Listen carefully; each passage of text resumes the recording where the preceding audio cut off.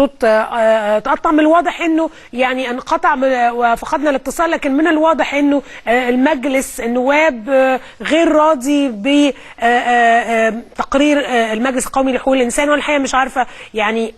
بصوا يا جماعه، يعني المجلس القومي لحقوق الانسان هذه هيئه وطنيه مصريه مستقله، وعلى فكره بتعين من قبل الدوله، يعني عشان بس نبقى واضحين كمان، كل هؤلاء الاعضاء معينين من قبل الدوله.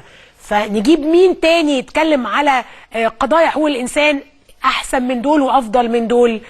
قانون الجمعيات عليه مشاكل. هل بقى لو مجلس النواب شايف انه اعظم قانون، العالم كله شايف انه مش اعظم قانون. مصر كل الجمعيات الاهليه ترفض هذا القانون. مجلس النواب شايف انه قانون عظيم، خلاص هو حر. لكن في النهايه هذه الملاحظات مش مطلوب من المجلس القومي لحقوق الانسان انه يرجع فيها. مش مطلوب ان هو يشوف انتهاكات لحقوق الانسان ويقول لك لا والله ما فيش انتهاكات، يبقى ملوش دور.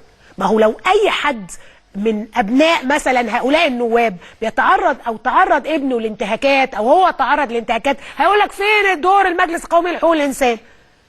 لكن لان هم لا يعني ما بيتعرضوش لهذه الانتهاكات فمش مشكله.